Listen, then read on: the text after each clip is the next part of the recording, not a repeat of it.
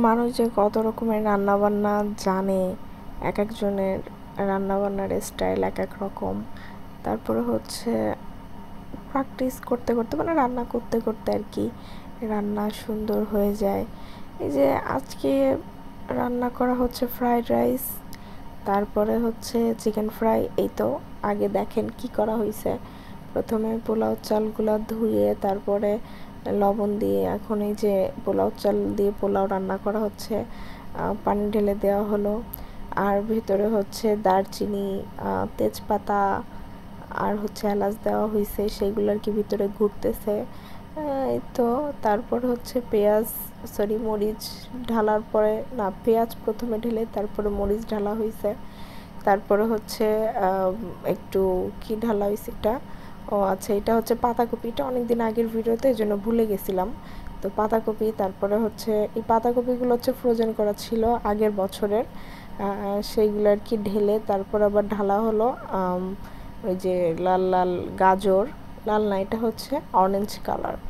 তারপরে হচ্ছে মটরশুঁটি দেওয়া হইলো। এই মটরশুঁটিগুলো হচ্ছে সব ফ্রোজেন, এগুলো সব ফ্রোজেনের খাবার সবজি রাখা হয়েছিল আগের বার।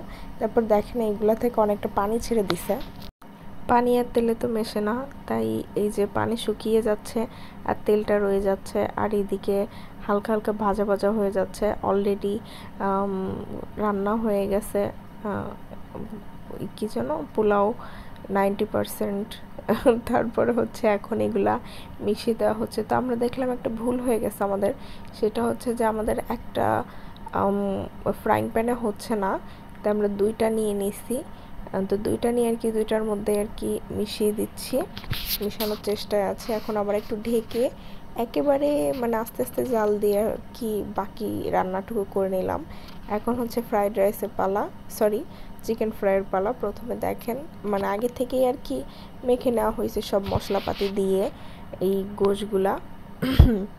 যেহেতু এখন হচ্ছে এগুলাকে কোট করা হবে, তাই ময়দার মধ্যে সব কিছু দিয়ে নিলাম। প্রথমে যে লবণ, তারপর একটু মরিচের গুঁড়া, এই আর কি। তারপর আবার ভালো করে মাখামাখি করার পরে এইগুলা আর কি দিয়ে দেওয়া হয়েছে কোট করার জন্য। এখন এক একটা করে জাস্ট উঠাতে হবে আর হচ্ছে ভাজতে হবে। তো তার আগে হচ্ছে প্রথমে এক লেয়ার দেওয়ার পরে পানিতে রেখে পরে উঠিয়ে আর এক লেয়ার দেওয়া হচ্ছে। এটা আর কি মানে খুব সুন্দরভাবে আর কি রান্না করা হচ্ছে। এদিন যেন কি একটা মানে এমনিই মনে হচ্ছে খেতে মন চাইছিল, সেই জন্য হয়তো রান্না করা হয়েছিল, মনেও পড়ে না, মনে হয় না কেউ আসছিল বাসায়। তারপরে হচ্ছে এখন তেলে ভাজা হবে একেবারে পুরাই ডুবো তেলে। একটু তেলের চুলার আঁচটা একটু কমিয়ে রাখতে হবে, মানে মিডিয়ামে, যেন ভেতর থেকে গোশগুলা কুক হয়ে যায়, মানে পুড়ে যেতে না যায়। তো সেটা আর কি খেয়াল রাখতে হবে। তো এই যে দেখেন সুন্দরভাবে আর কি ভাজা হচ্ছে, একটা সুন্দর একটা ব্রাউন কালার চলে আসছে। এপাশ থেকে এখন ওপাশ উল্টিয়ে দিচ্ছি। এখন উল্টাউল্টি করার পরে হচ্ছে দেখবো যে আর কতটুকু সময় লাগে ব্রাউন কালার হতে। তারপরে আর কি হালকা তেল ঝারিয়ে তারপরে হচ্ছে যে উঠিয়ে নিচ্ছি। আগে থেকে প্লেটে একটা টিস্যু পেপার দিয়ে রেখেছিলাম, এখন হচ্ছে এই যে উঠাই নিলাম।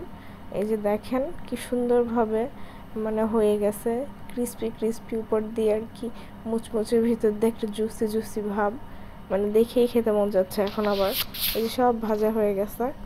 আমাদের বাসায় বানানো এই চিকেন ফ্রাইটা আমার অনেক ভাল লাগে। যে দেখেন টোটালি রেস্টুরেন্ট স্টাইলে আর কি নেওয়া হয়েছে একটা প্লেটে, খেতে অনেক মজা হয়েছিল। তো এই আজ এই পর্যন্ত, সব ভালো থাকেন, সুস্থ থাকেন, নেক্সট দেখা যাবে অন্য কোনো ভিডিওতে। আল্লাহ হাফিজ।